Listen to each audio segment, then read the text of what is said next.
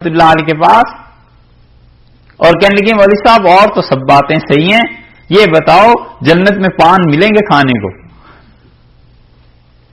پان کی بہت شوقین تھی تو حضرت فرمایا بالکل ملیں گے۔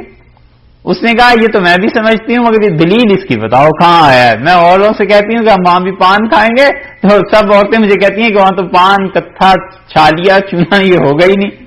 تو حضرت تھانوی رحمۃ اللہ سے کہا کہ اللہ نے قرآن میں فرمایا کہ لہم ما یشاؤون، ان کے لیے ہر وہ چیز ہوگی جس کی وہ تمنا کریں گے، تو پان کی تمنا کرو گی یہ بھی اسی میں داخل۔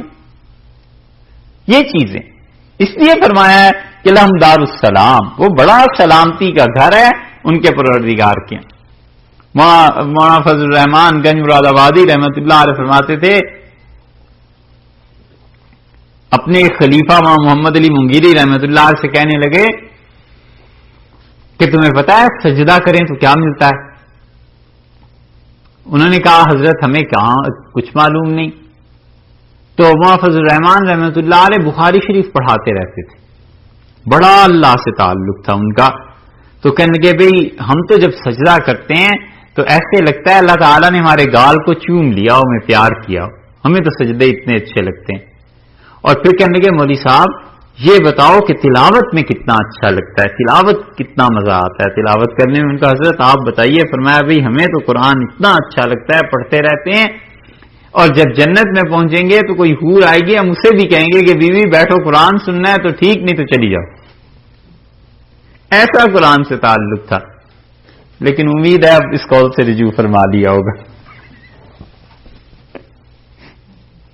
اللہ نے فرمایا لہم دار السلام عند ربہم، ان کے پروردگار کے پاس سلامتی کا گھر ہے، ایسا اچھا گھر ہے ہر طرف سلام۔ اس سے بڑی بات کیا ہو کہ فرشتے آ کے سلام کریں گے، اور اللہ نے کہا سلام قولا من رب الرحیم، پروردگار کی طرف سے اللہ کی طرف سے سلامتی کے پیغام آئیں گے۔ اس سے بڑی بات کیا ہے کہ ان کا رب انہیں سلام ان کے لیے بھیجے۔ اللہ تعالیٰ فرماتے ہیں وہ ہوا ولیہم، اور دیکھو بس وہی ان کا دوست ہے، اللہ ہی ان کا دوست۔ خاص طور پہ اس میں حسر پیدا ہو گیا نا، ہوا ولیہم، فقط وہی اللہ ان کا دوست ہے۔ زندگی اتنی تنگی سے گزاری، اتنی مصیبت، اتنی پریشانی، شرح صدر ہو گیا اسلام پہ، اسلام کے لیے قربانی دی، بالکل نہیں ہٹے اسلام سے، دنیا نے زور لگا لیا مگر اس نے اسلام کو نہیں چھوڑا، تو اللہ نے فرمایا ہم اسے دارالسلام میں بھی رکھیں گے، وہ ہوا ولیہم، اور اللہ ہی ان کا دوست بھی ہے۔ یہ ہے چیز جسے ولایت کہتے ہیں، یہ اللہ کی خصوصی دوستی ہے۔ وَهُوَ وَلِيُّهُمْ، اللہ ہی، دوسرا ترجمہ اس کا کیا گیا ہے کہ وَهُوَ وَلِيُّهُمْ، اللہ ہی ان کا مددگار ہے، یعنی اللہ ان کو مدد دیتا رہتا ہے کہ اسلام پر قائم رہے، فیض ملتا رہتا ہے، اللہ کی طرف سے بشارتیں پہنچتی رہتی ہیں، خدا کی طرف سے احسانات، یہ چیزیں آتی رہتی ہیں۔ بما کانوا یعملون، فرمایا اس وجہ سے کہ ہمارے بندے بما کانوا یعملون، بدلہ ہے ان کے کیے کا، جو کچھ انہوں نے کیا ہے اس کا بدلہ ہم انہیں دے رہے ہیں۔ ہے تو بات یہ کہ اللہ کا فضل ہے اصل میں، لیکن بندوں کا دل بڑھانے کے لیے یہ بات کرتے ہیں۔ ہر چیز کے کچھ اسباب ہوتے ہیں قریب کے اور کچھ اسباب ہوتے ہیں دور کے۔ مثلا قریب کا سبب اب بارش برسنے کا، آپ یہ کہتے ہیں جی بادلوں میں ٹکراؤ پیدا ہوا اور بارش ہو گئی، اور ایک کہتا ہے نہیں فلاں جگہ سے ہوا چلی ہے اور اس سے بادل سمٹ کے آئے تھے فلاں صوبے سے فلاں شہر سے، یہاں پہنچ کے پھر اس وجہ سے بارش ہوئی کہ بادلوں پر پریشر بڑھ گیا تھا، اور یہ چیزیں پیش آئی تھی۔ اب سبب دونوں ہیں، ایک آدمی قریب کا سبب بیان کر رہا ہے، ایک ذرا دور کا بیان کر رہا ہے۔ اسی طرح جہاں پر اللہ تعالیٰ بندوں کے اعمال کے ساتھ جنت کو جوڑ دیتے ہیں، وہ اللہ تعالیٰ قریب کا سبب بتا دیتے ہیں کہ دیکھو اس وجہ سے، اور جہاں فرماتے ہیں ہمارا فضل ہے وہاں ذرا دور کا، یعنی تم کو جو سمجھ نہیں آ رہی تو اصل میں تو ہمارا فضل ہے۔ قریب کا سبب کیا ہے؟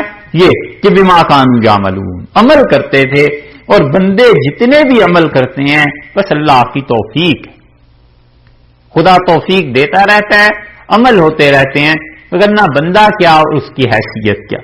وَيَوْمَ يَحْشُرُهُمْ جَمِيعًا، اور وہ دن اب قیامت کا چونکہ ذکر آیا ہے اس لیے فرماتے ہیں اب ایسا دن آئے گا وَيَوْمَ يَحْشُرُهُمْ، جس دن کیا کریں گے؟ وہ جمع کریں گے، اللہ تعالیٰ جمیعاً سب کو جمع کر دے گا، جتنے بھی انسان جنات جو چیزیں ہیں سب کو خدا جمع کر دے گا۔ اور اللہ تعالیٰ پھر کیا ہے آگے فرمایا ہم سب کو جمع کر دیں گے، قبروں سے لوگ اٹھا لیے جائیں گے، پہلی مرتبہ سور پھونکا جائے گا سب مر جائیں گے، پھر اس کے بعد دوسری مرتبہ سور پھونکا جائے گا سب زندہ ہو کر پہنچ گئے۔ یا معشر الجن، اے جنوں، قد استکثرتم من الانس، کیا ہوا ہے؟ قد، یہ بات ہوئی، یا معشر الجن، اے جنوں کی جماعت، قد یعنی یقینی طور پر ہوئی ہے، استکثرتم، تم نے بہت کچھ فائدہ اٹھایا، من الانس، انسانوں سے۔ ایک ترجمہ تو یہ کیا گیا، ایک ترجمہ یہ کیا گیا کہ اے جنوں تم نے بہت سے انسانوں کو گمراہ کیا۔ شیطان، اس کے چیلے لوگوں کو گمراہ کرنے کے لیے پھرتے رہتے ہیں، لوگوں کے ذہنوں میں وسوسے ڈالتے ہیں، چیزوں کو اچھا اچھا کر کے دکھاتے ہیں۔ خدا کی جتنی نافرمانی کی راہیں ہیں ان نافرمانی کی راہوں کو ایسا مزین خوبصورت بناتے ہیں کہ انسان اس کو دیکھ کر مر مٹے۔ اس لیے یا معاشر الجن جو ہے نا، اس میں مفسرین کہتے ہیں کہ اللہ تعالیٰ نے یہاں یہ نہیں کہا کہ ہم کہیں گے، بس یہ کہا ہے کہ ہم سب کو جمع کریں گے، وہ جمع کرے گا یعنی اللہ، یہ تو ٹھیک ہے، آگے یہ کہے گا کون؟ تو مفسرین کہتے ہیں کہ یہ نہیں کہا جا سکتا کہ اللہ ان سے کہے گا، کیونکہ یہ بہت بعید ہے کہ خدا ایسے شیطانوں سے خود خطاب فرمائے۔ تو کہا جائے گا یعنی آواز دی جائے گی، کہا جائے گا کہ اے جنوں، قد استکثرتم من الانس، انسانوں کو تم نے بہت گمراہ کیا، بہت زیادہ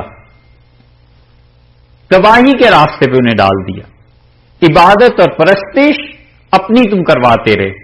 وقال اولیاؤہم، اور بولیں گے من الانس، انسانوں میں سے جو ان کے اولیاؤہم دوست تھے وہ بھی بولیں گے۔ ایک طرف آواز دی جا رہی ہے، دوسری طرف سے انہوں نے کہا، انسانوں نے، یا قال اولیاؤہم، ان کے پیچھے چلنے والے۔ اگر ترجمہ یہ کریں کہ اللہ تعالیٰ نے کہا کہ اے جن، اللہ تعالیٰ نے کی طرف سے یعنی فرشتوں نے آواز دی کہ اے معاشر الجن، تم نے بہت سے انسانوں کو گمراہ کیا، تو پھر یہاں پر ترجمہ یہ بنے گا کہ قال اولیاؤہم من الانس، ان کے ماننے والے جو تھے، پرستش کرنے والے جو تھے، انہوں نے کہا۔ اور اگر ترجمہ یہ کریں کہ قد استکثرتم من الانس، تم نے بہت سے انسانوں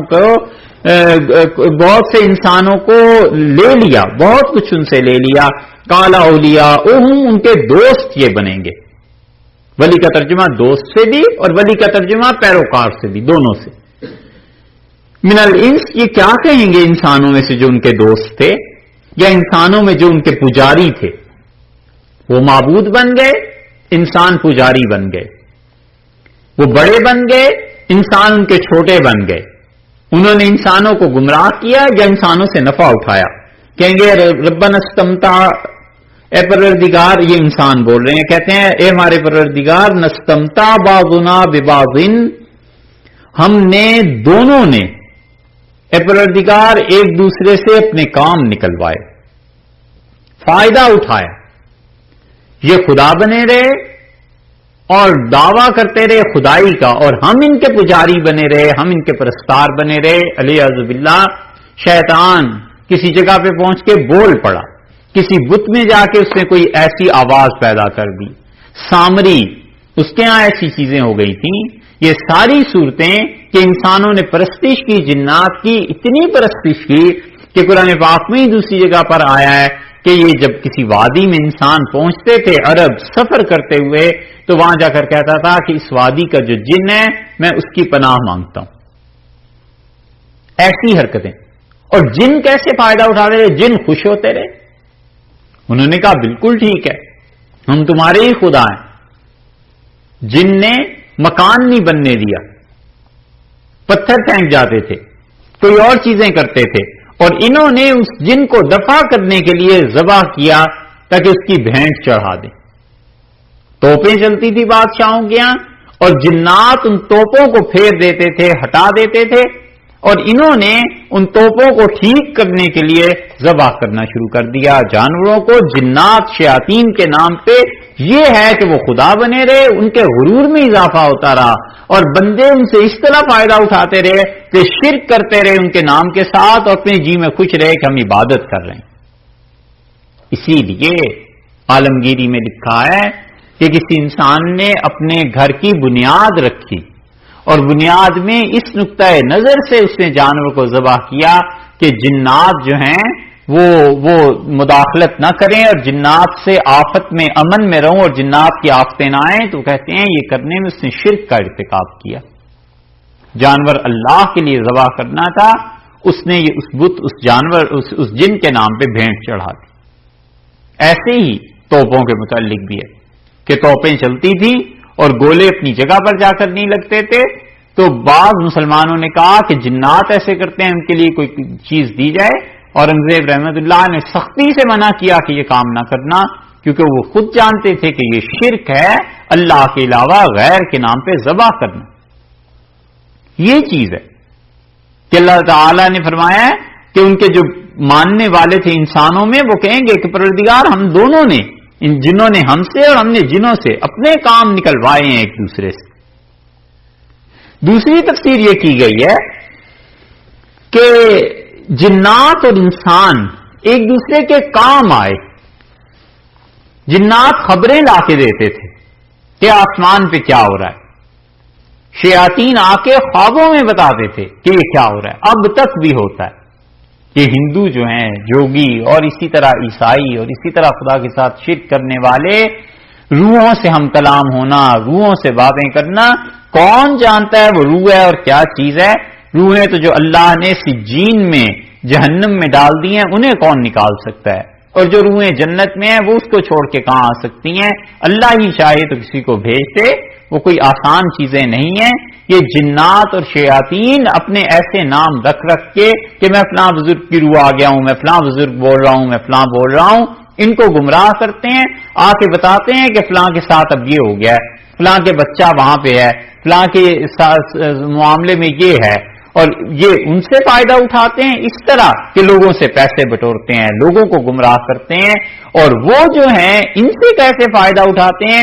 وہ بھی ان سے پیسے لے کے جاتے ہیں، چیزیں لے کے جاتے ہیں، یہاں کا مال وہاں منتقل کر دیا، کسی کو کہا کہ کیا چیز تمہارے لیے لے آیا ہوں، اور اس طرح فائدہ اٹھاتے ہیں کہ ان کو سکون ملتا ہے کہ اس کائنات میں اللہ کے علاوہ ہماری پرستش اور عبادت کی جاتی، ہمارا نام جپا جاتا ہے، ہمارے ناموں کا وظیفہ پڑھا جاتا ہے۔ یہ سب گمراہ لوگ دنیاوی نفع بھی آپس میں ایک دوسرے سے اٹھاتے ہیں۔ اسی طرح کسی روح کسی جن کو بلا لیا، قابو میں کر لیا، یا اس پر کوئی ایسی چیزیں پڑھی، اور پڑھنے کے بعد اس کو یہ کہا کہ یہ تعویذ فلاں کے یہاں رکھا ہو، یہ ہڈی فلاں کے یہاں فلاں کمرے میں رکھا ہو، اور ان لوگوں کو جب آئے تو ان سے کہا صاحب آپ کا تو بہت بڑا جادو ہو گیا، وہاں جا کر دیکھ لیں، ہڈی آپ کو ملے گی، وہاں جا کر دیکھ لیں۔ مسلمان ہوا تو اس کا وہاں جا کے دیکھ لیجئے، تعویذ آپ کو ملے گا، اور وہ واقعی نکل آتا ہے۔ اور یہ حیران ہوتا ہے کہ یا اللہ یہ کیا ہو گیا ہے، یہ تعویذ کدھر سے آ گئے ہیں؟ اور ہندو بھی روتا ہے، اور اس بیچارے کو سیدھے کو پتا بھی نہیں ہوتا کہ شیاطین اس طرح کے کرتوت بھی کرتے ہیں، اس طرح بھی کے باتیں کیا کرتے ہیں۔ تو یہ قیامت میں کہیں گے کہ نستمتع بعضنا ببعض، ہم ایک دوسرے سے متمتع ہوتے رہے۔ انسان بت پوجتے ہیں یہاں دنیا میں، اور فی الحقیقت ان کا خیال یہ ہوتا ہے کہ یہ ہماری حاجات کو، مصیبتوں کو ٹال دیں گے، پھر ان کی نیازیں چڑھاتے ہیں، نظریں دیتے ہیں۔ آخرت میں یہ سارے جن اور انسان برابر کے پکڑے جائیں گے۔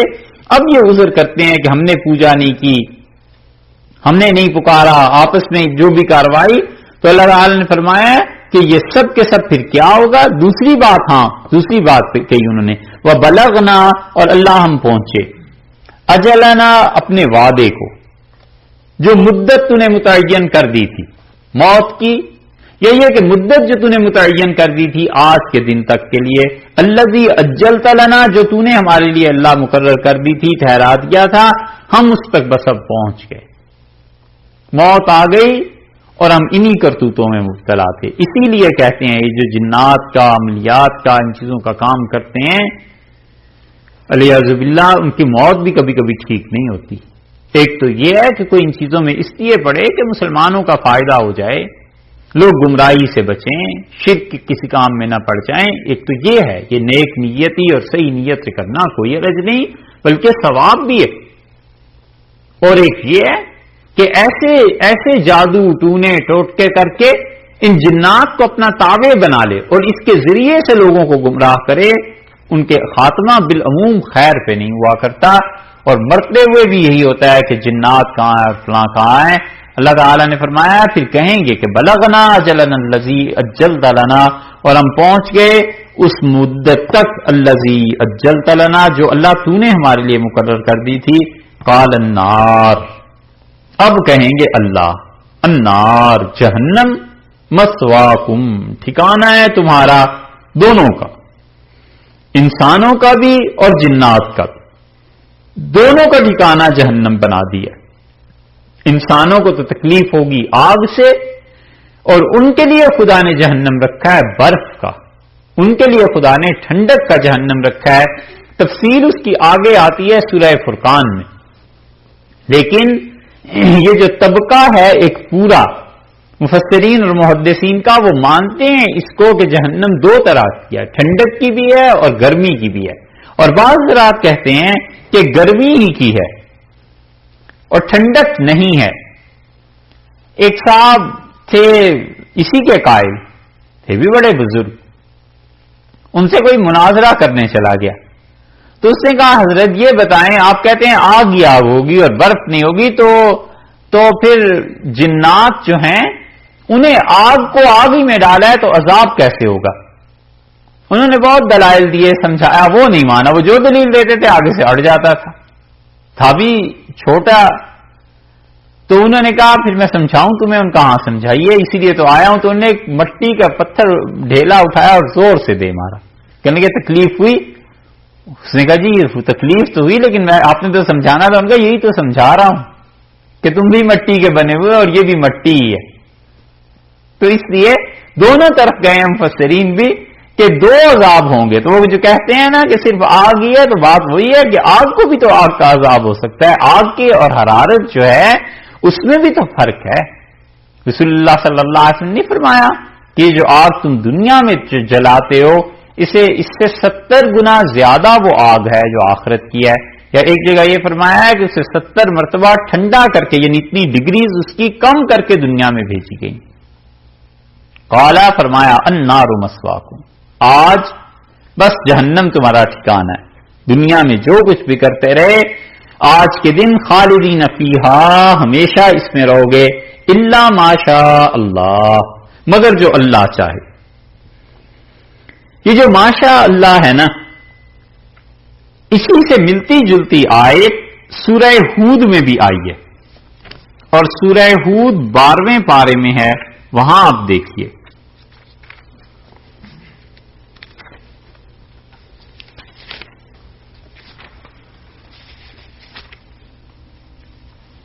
بارہواں پارہ سورہ ہود ہے اور آیت نمبر ہے اس کی 105۔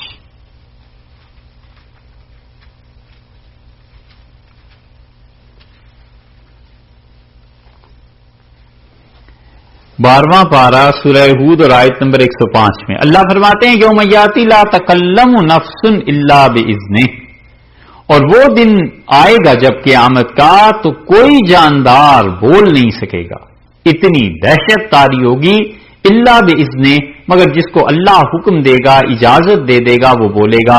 فمنہم شقی و سعید، اور دو طرح کے لوگ ہو جائیں گے، کچھ شقی ہیں جو بدبخت ہیں، کچھ سعید ہیں جو نیک بخت ہیں۔ فاما الذین شقوا ففی النار، اور وہ جو لوگ بدبخت ہیں وہ جہنم میں پھینکے جائیں گے، آگ میں، شقی لہم فیہا زفیر، وہاں پہنچ کر چلائیں گے، وشہیق، اور دھاڑیں مار مار کر اپنا دکھ تکالیف بیان کریں گے، خالدین فیہا، ہمیشہ اس جہنم میں رہیں گے، ما دامت السماوات والارض، جب تک کہ رہیں آسمان اور زمین، الا ما شاء ربک، مگر جو تیرا پروردگار چاہے، ان ربک فعال لما یرید، اور تیرے رب جو چاہے کرے اسے کون پوچھ سکتا ہے، وَأَمَّا الَّذِينَ سُعِدُوا، اور جو سعید ہوں گے نیک بخت، فَفِي الْجَنَّةِ، وہ جنت میں جائیں گے، خالدین فیہا، ہمیشہ رہیں گے اس میں، ما دامت السماوات والارض، جب تک کہ آسمان اور زمین ہیں، الا ما شاء ربک، مگر جو تیرا پروردگار چاہے، عطاءً، یہ اس کی بخشش ہے جنت، غیر مجزوز، جس کی کوئی حد متعین نہیں ہے، کوئی حد اس کی نہیں ہے۔ یہ ٹھیک ایسی ہی آیت یہاں بھی آئی ہے، اور اللہ نے فرمایا ہے کہ خالدین فیہا، یہ لوگ جہنم میں رہیں گے، الا ما شاء اللہ، مگر جس کو اللہ چاہے۔ ما جو ہے یہ من کے معنی میں ہے ایک بات، یہ آیت جو ہے بہت بڑی دلیل ہے ان لوگوں کی جو کہتے ہیں کہ کافر لوگ جو جہنم میں جائیں گے اور جو بھی گناہ گار جائیں گے، ان کی دو کیٹیگریز ہیں، ایک تو وہ ہیں جو مومن ہیں، اور مومن انسان کو جہنم میں جو ڈالا جائے گا اس کے کبائر کی وجہ سے، گناہوں کی وجہ سے، تو رسول اللہ صلی اللہ علیہ وسلم جہنم اس پہ ایسے گزر جائے گی جیسے نیند کی کیفیت ہے۔ صحیح مسلم کی روایت میں یہ لفظ آئے کہ جیسے آدمی پہ نیند ایک طرح طاری ہو جاتی ہے، جہنم میں جائے گا، ایسی کیفیت اس پہ طاری ہو جائے گی حتیٰ کہ وہ پاک ہو جائے گا اور اسے نکال کر باہر لے آئیں گے اور ایک جگہ پر ڈال دیں گے، کوئلے ہو جائیں گے یہ لوگ، اور وہاں پر ایک زندگی کا دریا ہے۔ رسول اللہ صلی اللہ علیہ وسلم دوسری روایت میں فرمایا کہ ان پہ وہاں سے پانی چھڑکا جائے گا اور یہ اس طرح اٹھ کھڑے ہوں گے جیسے زمین سے فصل اگ جاتی ہے جب پانی زمین کو پہنچتا ہے، فرمایا اس طرح سے ہو جائے گا۔ ایک تو چیز یہ ہے، اس پہ تو سب متفق ہیں، کسی کا اختلاف نہیں۔ دوسرے لوگ وہ ہیں جو اس آیت سے اور ان آیات سے استدلال کرتے ہیں اور وہ یہ کہتے ہیں کہ جہنم میں جو بھی ڈالے جائیں گے ان کے لیے جہنم ایسے ہو جائے گی کہ وہ رہ رہ کے اس میں عادی ہو جائیں گے اور انہیں عذاب کا احساس نہیں رہے گا۔ باہر سے دیکھنے والا دیکھے گا کہ انہیں عذاب ہو رہا ہے، لیکن حقیقت میں ان پہ عذاب نہیں، بس وہ عادی ہو جائیں گے۔ اور وہ کہتے ہیں کہ ایسے ہی جیسے کوئی کیڑا گندگی میں پیدا ہوا ہو تو باہر والے کو تو بو آتی ہے، لیکن گندگی کا کیڑا اسی میں رہتا ہے، اور اس میں بڑے بڑے لوگ اس طرف گئے ہیں، ابن عربی رحمت اللہ علیہ اور ابن قیم رحمت اللہ علیہ، اور اتنے بڑے بڑے لوگوں نے 25-30 آدمی ہیں جن کا یہی مسلک، اور آخری دور میں سید سلیمان ندوی رحمت اللہ علیہ بھی اس بات کے قائل تھے، اور انہوں نے اسے چھاپ بھی دیا۔ جب ان کی تحریر یہ چھپی ہوئی ساری چیزیں ہندوستان میں عام ہوئی تو حضرت نے جو کچھ لکھا تھا اپنے پاس سے تو لکھا نہیں تھا، انہوں نے بڑے بڑے لوگوں کے حوالے دیے تھے کہ وہ سب اس بات کے قائل تھے۔ یہ چیز وہاں تھانوی رحمت اللہ علیہ کے پاس بھی آئی تو سید صاحب نے جب بیعت کی درخواست کی تو حضرت نے جو شرطیں ان پہ لگائی تھیں ان میں سے ایک چیز یہ بھی تھی کہ حضرت نے فرمایا میں اسے گمراہی سمجھتا ہوں اور یہ اہل سنت کا قول نہیں ہے، تو اس سے تم رجوع کرو۔ تو انہوں نے رجوع کیا اور حضرت نے کہا اسے لکھ کے چھاپ کے بتاؤ، تو انہوں نے اخباروں میں دیا، چھاپا کہ یہ میری رائے تھی اس بنیاد پہ، اور میں سمجھتا ہوں یہ غلط بات ہے اور یہ گمراہی کی چیز ہے اور میں اس سے رجوع کرتا ہوں۔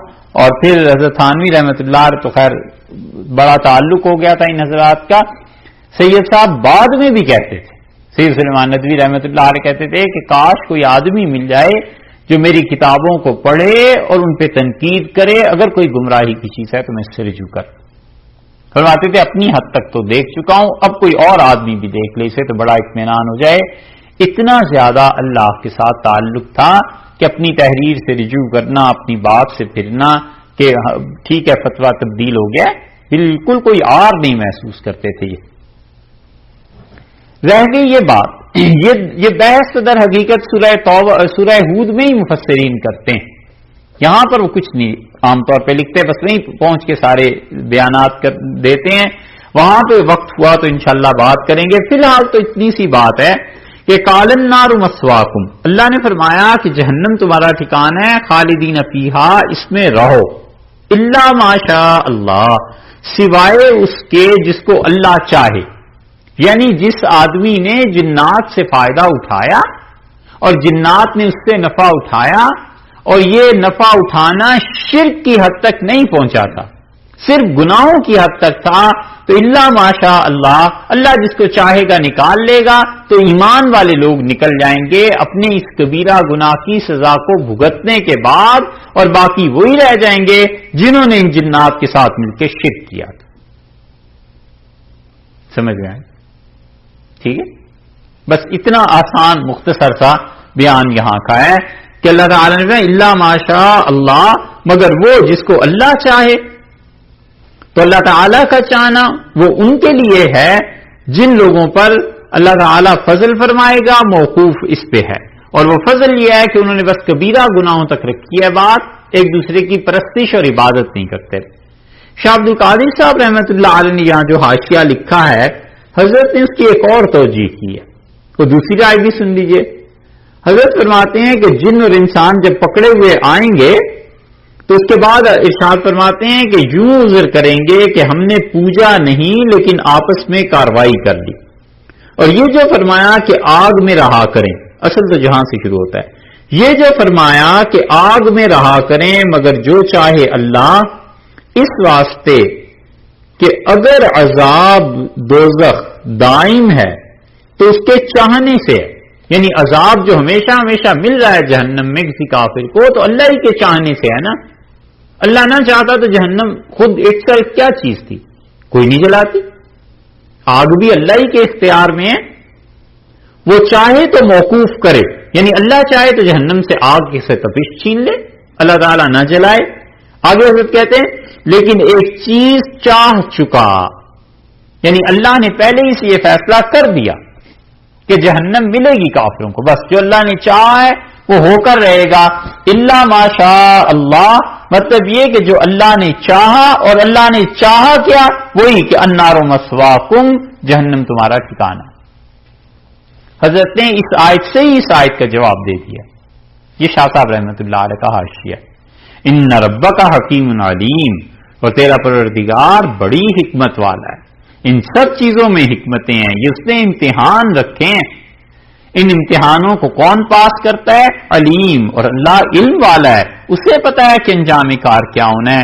وکذالک، اور نہ ماننے کی یہ 7ویں وجہ آ گئی، اور اسی طرح 7ویں وجہ آ گئی، ہوتا کیا ہے؟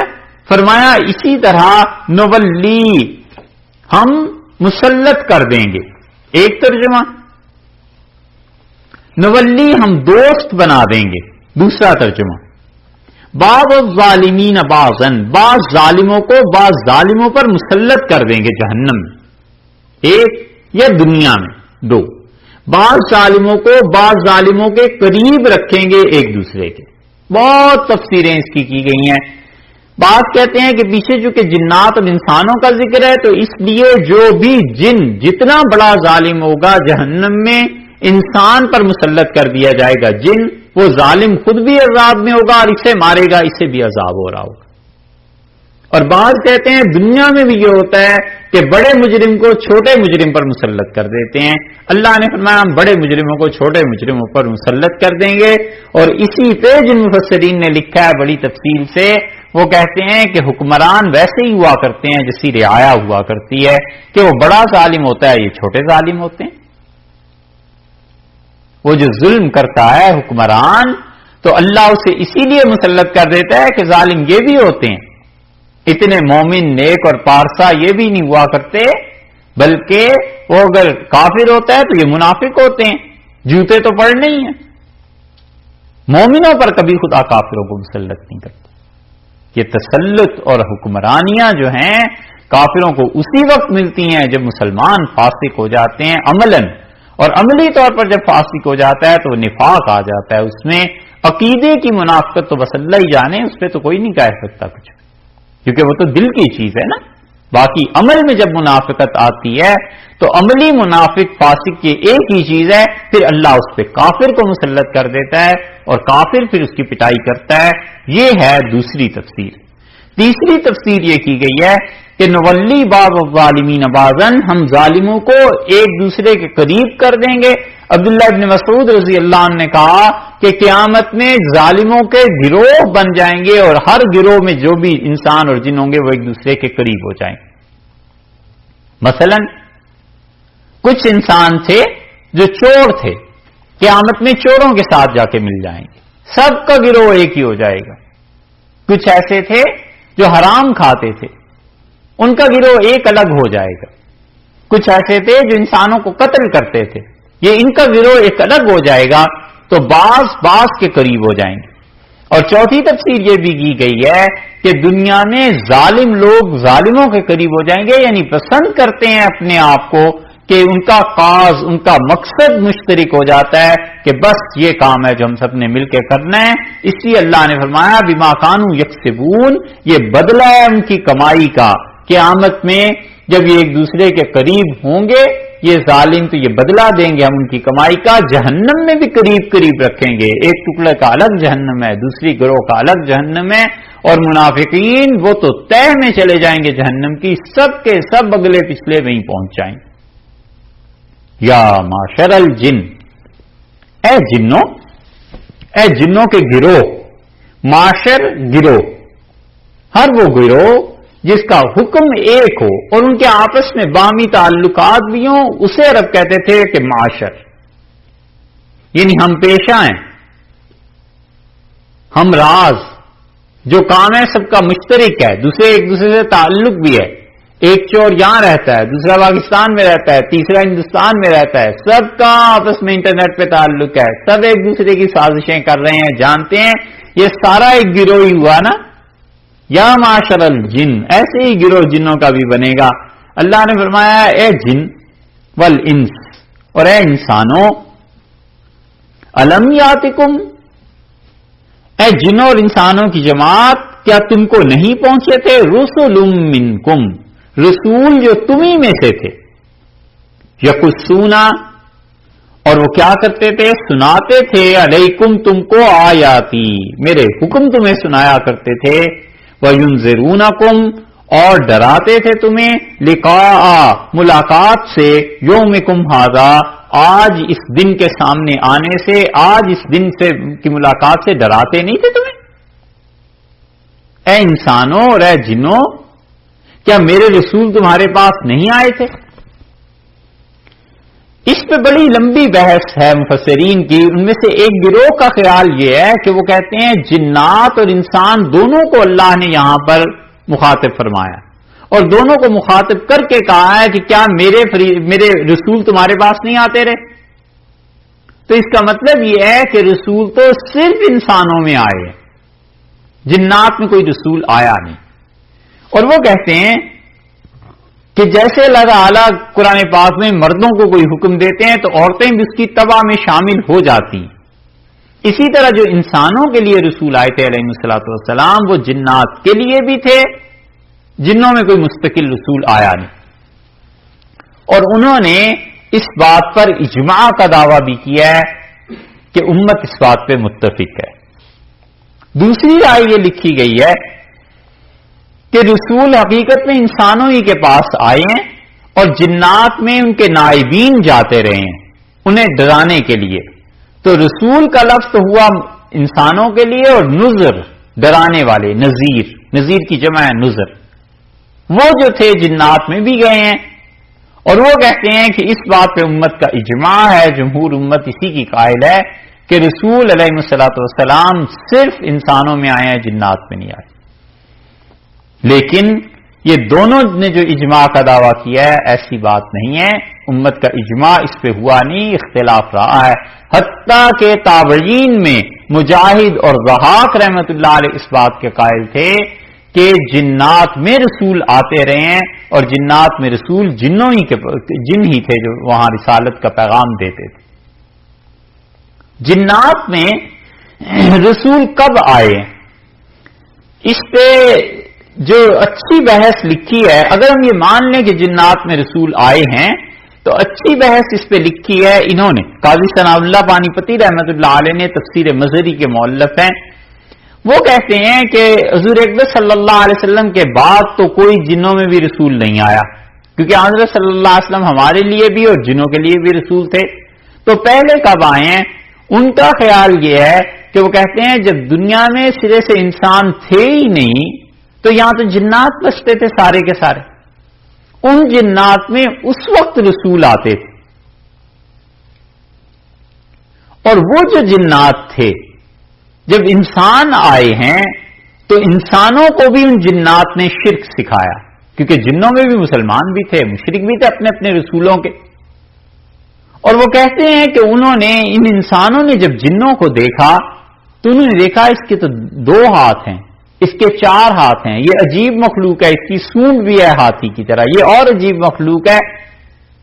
تو انسان نے انہیں دیکھ کر بت بنا لیے، اور پھر وہ کہتے ہیں کہ یہ جتنے ہندو ہیں نا، اصل میں جتنے بھی اوتار اور مختلف شکلوں کے وہ معبودوں کی پرستش کرتے ہیں، یہ در حقیقت جنات کے رسول تھے علیہ الصلوۃ والسلام، اور ان سے انسانوں کا جب اختلاط ہوا ہے ہندوستان میں تو یہ وہاں سے وہ چیزیں آئیں اور ان پر کتابیں بھی نازل ہوتی تھی۔ اسی لیے حضرت کا خیال یہ ہے کہ وید وغیرہ جس کو وہ کہتے ہیں کہ آدم علیہ السلام سے بھی پہلے کیے ہیں اور کب کب کیے ہیں، وہ بات درست ہے کہ اسی زمانے میں آئی ہوں گی، جب بھی آئی ہوں گی، کس طرح آئی ہوں گی اب کوئی نہیں جانتا، اور وہ جیسے اور کتابوں میں تحریف ہوتی چلی گئی، ان کتابوں میں بھی تحریف ہو گئی۔ اور نقشبندیہ کے حضرات جو ہیں، قاضی ثناء اللہ صاحب رحمۃ اللہ علیہ بڑے فقیہ آدمی بھی ہیں، سلسلہ ان کا اگرچہ نقشبندی ہے، یعنی مطلب یہ کہ سلسلے کے اعتبار سے غالب ہیں، لیکن حضرت کے ہاں فقہ بھی بڑی ہے۔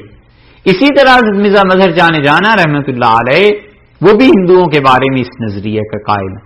وہ کہتے ہیں کہ جتنے ہندو ہیں یہ جن کی پرستش کرتے ہیں یہ اصل میں خدا کے قریب ہونے کی وجہ سے ان بتوں کی پرستش کرتے ہیں، اور فرماتے ہیں کہ یہ شرک کی ان اقسام میں سے نہیں ہے جو خالصتاً کفر ہے، بلکہ جس طرح مسلمان مراد ان کی ہے کہ بعض بزرگوں کی پرستش کرنے لگتے ہیں کہ خدا کے یہ قریب کر دیں گے، ایسے ہی ہندوؤں کا بھی یہ نظریہ ہے۔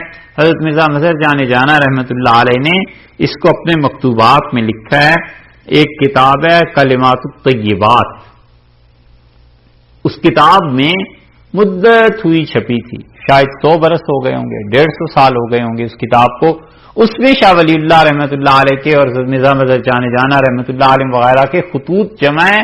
حضرت کا نظریہ وہاں دیکھنا چاہیے کیا۔ تو اگر یہ مان لیا جائے کہ جنات میں رسول ہوتے ہیں تو ہندوستان میں تو جنات تھے ہی تھے، یہاں آئے ہوں گے جنات میں رسول علیہ الصلوۃ والسلام، اور پھر ان سے انسانوں نے دیکھا اور اس وقت سے یہ بت پرستی اور یہ چیزیں شروع ہوئی بھی ہیں۔ تو اللہ تعالیٰ قیامت میں انہیں پوچھے گا اور کہے گا کہ انسانوں اور جنوں میری طرف سے رسول تمہارے پاس آئے اور رہ گئے رسول اللہ صلی اللہ علیہ وسلم، تو نبی کریم صلی اللہ علیہ وسلم کے ہاں تو رسالت ختم ہو گئی۔ جنات آئے تھے، انہوں نے رسول اللہ صلی اللہ علیہ وسلم سے لکھا ہے، پڑھا ہے، سیکھا ہے، یہ ساری کی ساری چیزیں انہوں نے دیکھی ہیں، اور پھر وہ واپس گئے ہیں۔ انہوں نے جا کے اپنی قوم کو قرآن سنایا، اور انہوں نے کہا ایک نبی علیہ الصلوۃ والسلام آئے ہیں اور وہ اس طرح کی باتیں کرتے ہیں۔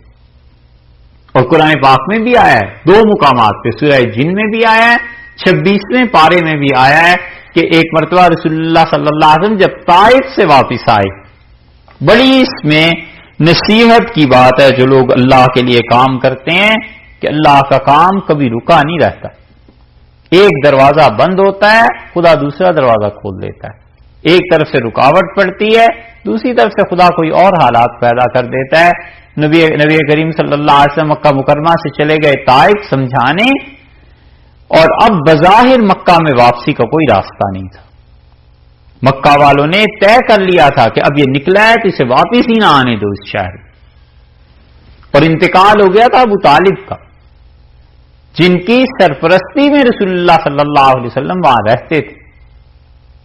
یہ پوری ایک تاریخ ہے کہ عرب ایک دوسرے کو پناہ دیتے تھے پھر اس کا خیال رکھا کرتے تھے. تو اب حضرت صلی اللہ علیہ وسلم کو کون پناہ دیتا؟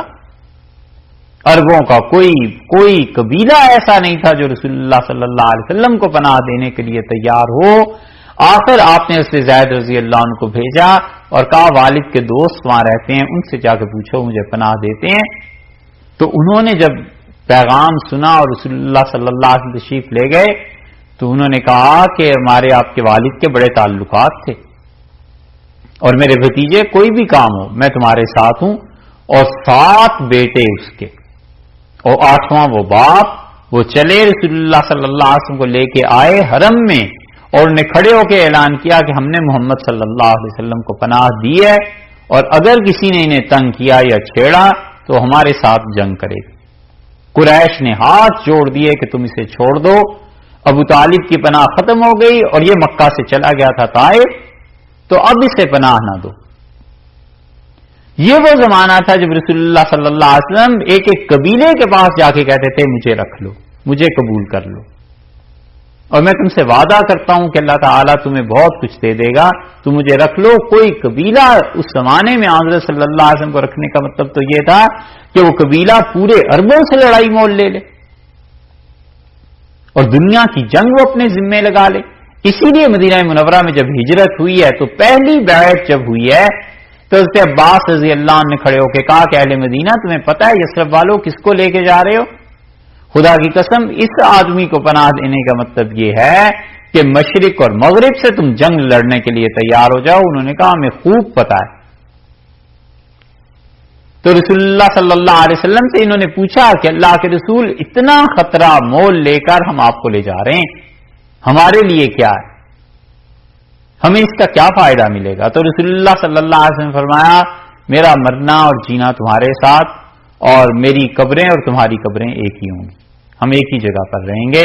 یہ اس سے بڑی خوشی کی بات کیا ہو سکتی تھی ان کے لیے کہ رسول اللہ صلی اللہ علیہ وسلم نے اپنے بعد زندگی کے بعد بھی انہی کے ہاں رہنے کا ارشاد فرمایا تھا، تو خوشی سے لے گئے. اور یہی بات بدر میں بھی پیش آئی. جب بدر میں قیدی آئے ہیں تو رسول اللہ صلی اللہ علیہ وسلم نے پہلا جملہ دیکھ کے یہ کہا کہ اگر جبیر زندہ ہوتے جنہوں نے مجھے مکہ میں پناہ دی تھی اور مجھ سے آ کر صرف اتنا ایک جملہ کہہ دیتے کہ بدر کے قیدیوں کو کافروں کو چھوڑ دیں، میں بغیر کوئی بات کہے ان سے سب کو رہا کر دیتا. اس لیے کہ رسول اللہ صلی اللہ علیہ وسلم کے ہاں انصاف یہ چیزیں تھیں. تو جب طائف میں گئے ہیں واپسی پہ حالات بڑے سخت تھے، تو طائف میں جب یہ پناہ مل گئی حضرت صلی اللہ علیہ وسلم کو تو آپ نے صبح فجر کی نماز پڑھائی اور فجر کی نماز کے بعد جنات آ گئے اور انہوں نے کہا ہم دنیا بھر میں گھوم رہے ہیں کہ کیا ایسی چیز پیش آ گئی ہے کہ پہلے تو ہم آسمانوں پہ چلے جاتے تھے، اب ہمیں اوپر سے فرشتے آگ پھینکتے ہیں، ہوا کیا ہے؟ تو ہم نے جب آپ کی قرات سنی ہے فجر میں آج آپ نے نماز پڑھائی تو ہم سمجھ گئے کہ یہی وہ تبدیلی آئی ہے دنیا میں، اس لیے آپ ہمیں بتائیے دین کیا ہے. یہ مشرکین مکہ جس شخص کو شہر میں آنے کے لیے جگہ دینے کے لیے تیار نہیں تھے، اللہ نے پوری جنات کی قوم کو کھول دیا اس ہستی کے لیے علیہ الصلوۃ والسلام کہ ادھر دین کا کام کر لیں، ادھر دین کی دعوت دیں، پیغام دیں. اس لیے جو لوگ خدا کے دین کا کام کرتے ہیں بڑے حوصلے کی بات ہے. ایک در بند ہو گیا تو کیا ہے، اللہ کو منظور ہوگا اور جگہ کھول دے، نہیں منظور ہوگا ہم تو اس کے بندے ہیں، کام اس کا کرنا ہے، وہ کہے گا کرو کریں گے، کہے گا نہیں کرو بیٹھ جاؤ بس بیٹھ کے. اپنی ایسی کوشش ہی ہے نا انسان کرتا رہتا ہے.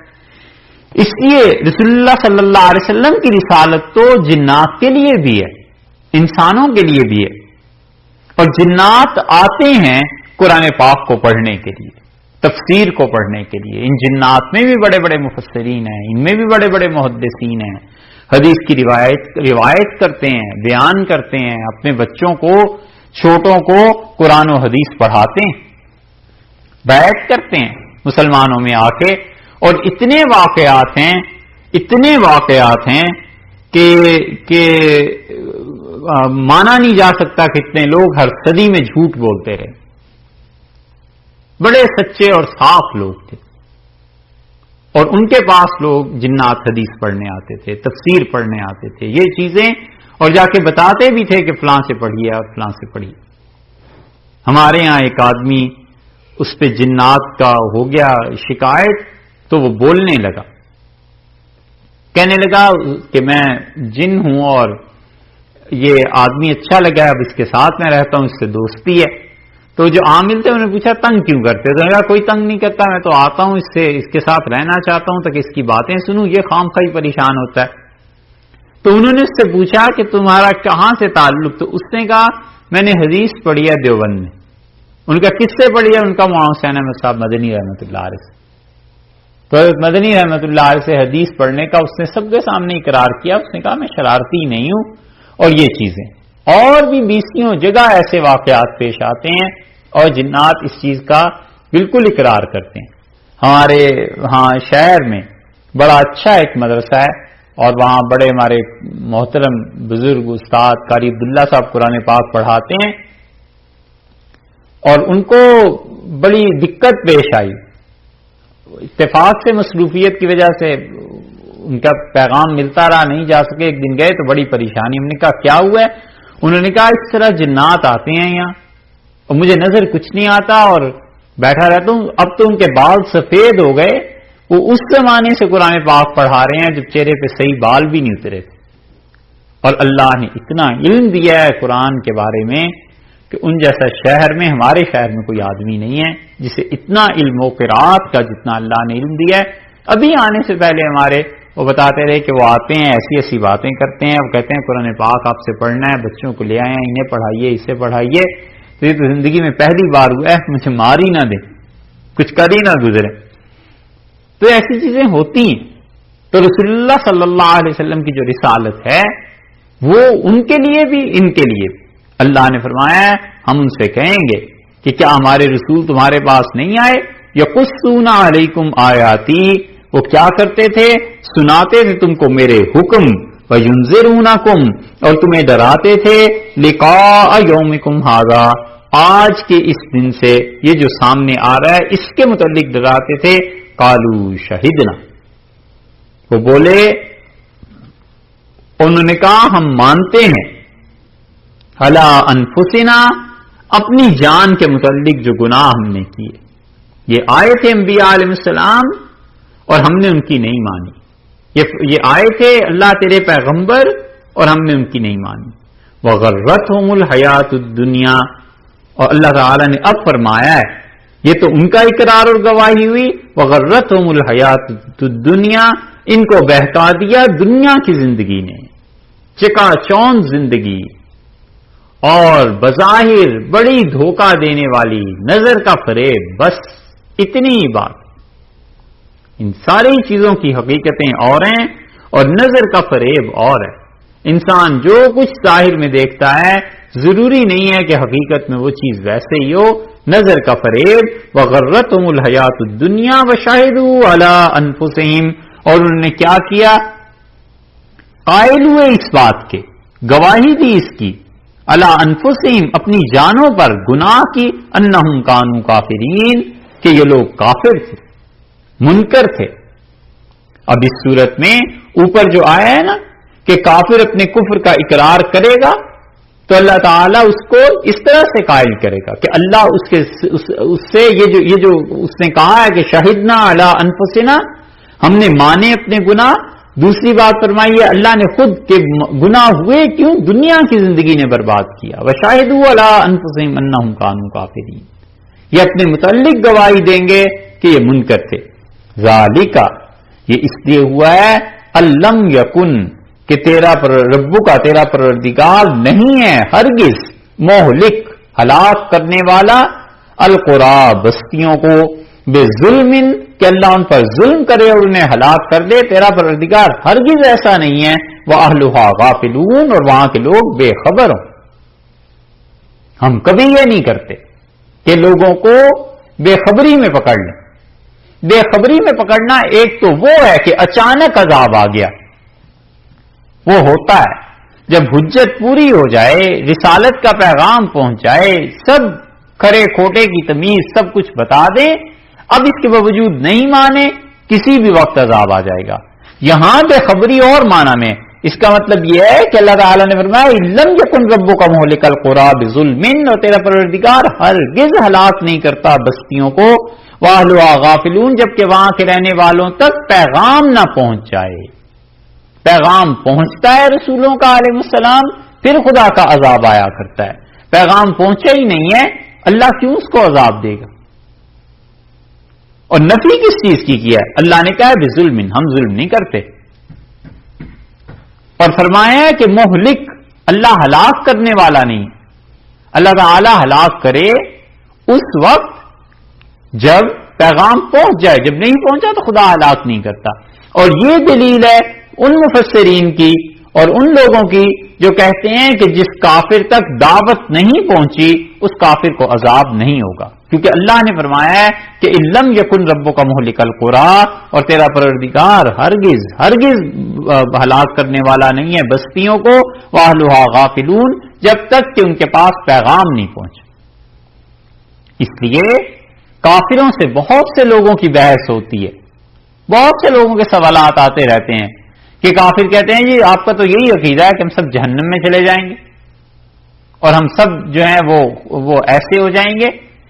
ایسی بات نہیں ہے، اگر پیغام پہنچا ہے اور اس کی زبان میں پہنچا ہے، جو شاہ عبد العزیز صاحب رحمۃ اللہ علیہ کا فتویٰ اور حضرت کی تشریح ہے، پھر وہ انکار کرتا ہے، پھر تو خدا کا عذاب آئے گئی۔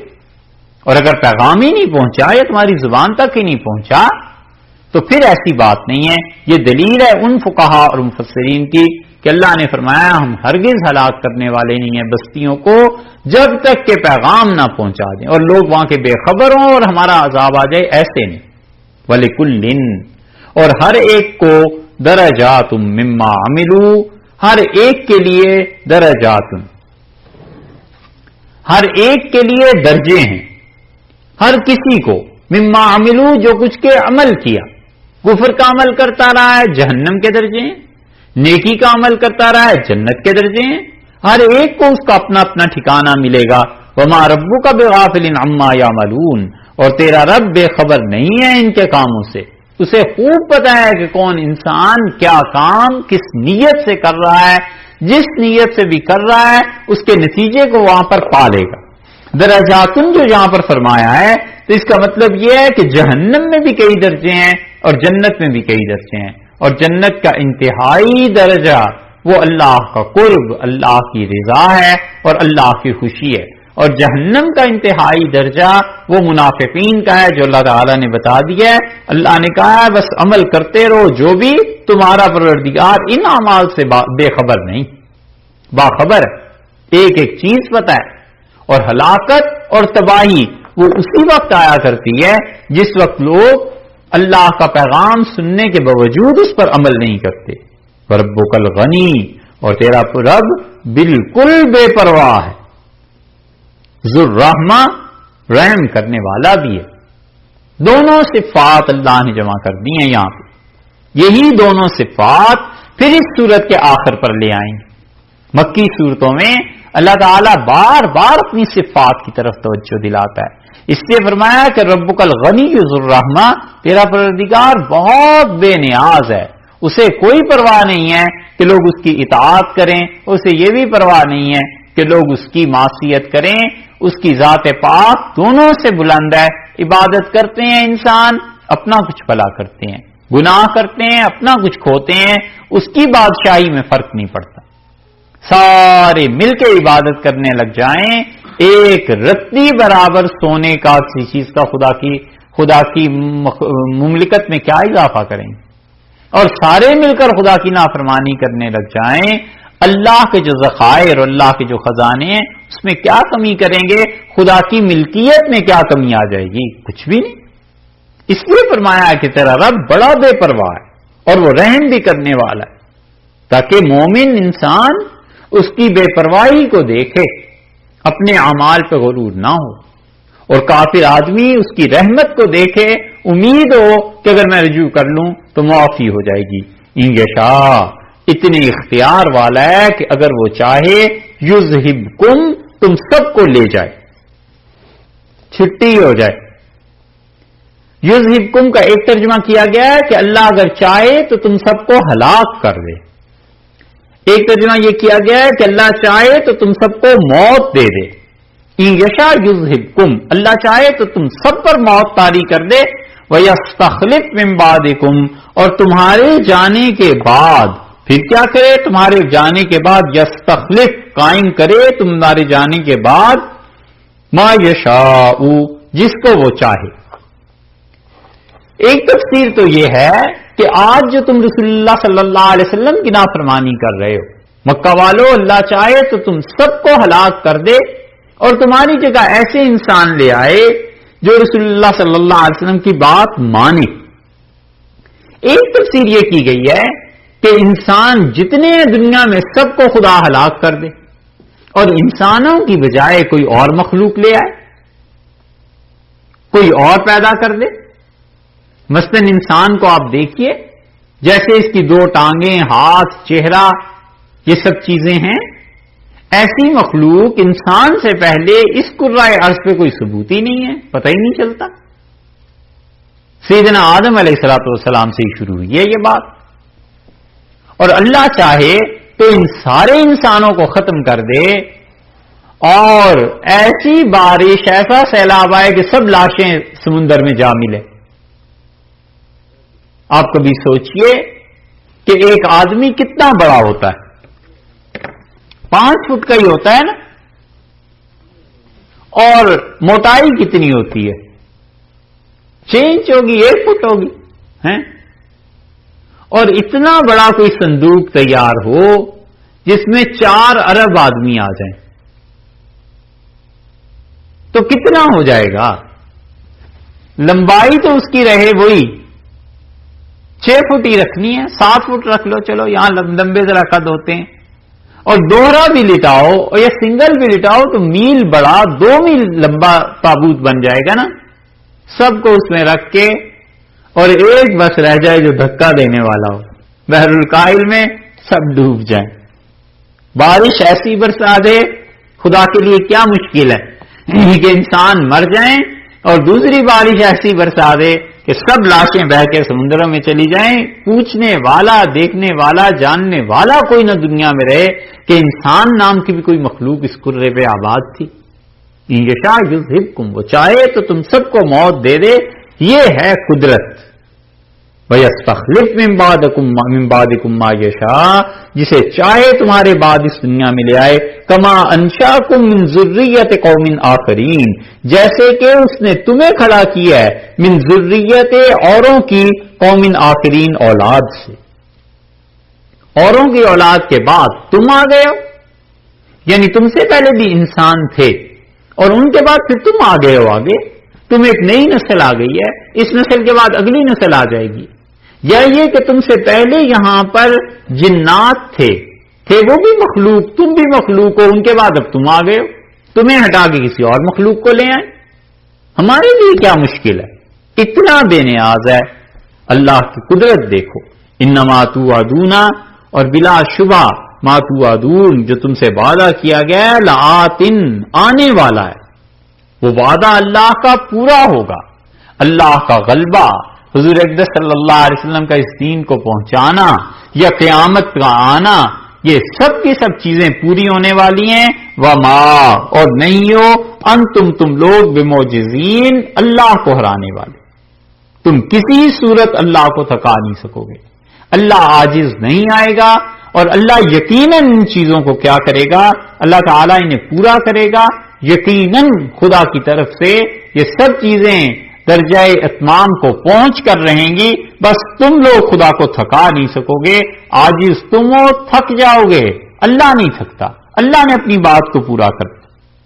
قل یا قوم اعملوا، اس لیے آپ فرمائیے لوگوں سے کہ کام کرتے رہو، علی مکانتکم، اپنی جگہ پر، تم اپنے ٹھکانے پہ کام کرتے رہو، جس کام کا تمہیں انشراح ہوا ہے تم کرتے رہو۔ یہ مراد نہیں ہے کہ اللہ نے کفر کی اجازت دے دی، بعض لوگوں کو اس آیت سے دھوکہ ہوا ہے اور وہ کہتے ہیں کہ اللہ نے کفر کی اجازت دے دی ہے کہ جو چاہو تم کرتے رہو اور جو تمہارا جی چاہے کرتے رہو۔ مطلب یہ ہے کہ اللہ کے ہاں سے شدید ڈانٹ پڑی ہے، جیسے کسی کو گھر سے نکالتے ہیں نا تو کہتے ہیں میاں جو جی چاہے کرو، نکلو یہاں سے. شدید ڈانٹ پڑی ہے. نعملوا علی مکانتکم، اپنے طریقے پہ جو کرنا ہے کرتے رہو. انی عامل، اور میں بھی اپنے کام کر رہا ہوں، میں بھی اپنے فریضے کو انجام دے رہا ہوں. رسالت میرے ذمے تھی، میں رسالت کا کام کر رہا ہوں. تم پہ یہ انکشاف ہوا ہے کہ تم میری مخالفت کرو، کرتے رہو، خود بھگت لوگے. فسوف تعلمون، پس تمہیں عنقریب پتہ چل جائے گا، یقینی طور پر جان لوگے. من تکونو، کس کو ملتا ہے، لہو، اس کے لیے، عاقبت الدار، آخرت کا گھر. یہاں پر یہ فرمایا ہے کہ عاقبت الدار کس کو آگے کا گھر ملتا ہے. آخرت کا گھر سے مراد آگے کا گھر، یعنی دنیا میں کس انسان کی کامیابی ہوتی ہے یہ تمہیں عنقریب پتہ چل جائے گا. عاقبت سے مراد انجام کار کیا ہوتا ہے. بہت سے مفسرین اس میں گئے ہیں، اور ابن کثیر رحمت اللہ علیہ اس پہ کہتے ہیں کہ اس کا مطلب یہ ہے کہ دنیا میں جو کامیابی ہے اس کا بھی یہاں پتہ چل جائے گا. اور بعض حضرات کہتے ہیں کہ اس سے مراد آخرت ہے، یعنی آخرت میں پہنچو گے خود پتہ چل جائے گا کہ کس نے کس چیز کے لیے زندگی گزاری ہے. انہو، اللہ کی ذات، لا یفلح الظالمون، اور اللہ کی ذات جو ہے وہ فلاح نہیں دیتی. وہ کس چیز کو فلاح نہیں دیتی؟ بے انصافوں کو. یقیناً بھلا نہیں ہوگا ان لوگوں کا جو بے انصافی سے کام کرتے رہے ہیں اور جو اللہ کے ساتھ شرک کرتے رہے ہیں. خدا کے ساتھ وہ ایسی حرکتیں کرتے رہے ہیں علیاذ باللہ کہ خدا نے جن چیزوں سے منع کیا تھا خدا کے دین کا مذاق اڑاتے رہے ہیں، تو گویا خدائی کے ساتھ کرتے رہے. آپ اپنا کام کرتے رہیے، زیادہ فکر میں ہی نہ پڑیے، انہیں چھوڑ دیجئے. یہ اپنا کام کر رہے ہیں، ہمارے پاس آئیں گے، ہم سب چیزیں انہیں بتا دیں گے. کچھ دیر تھوڑا سا ٹھہریے پھر آگے.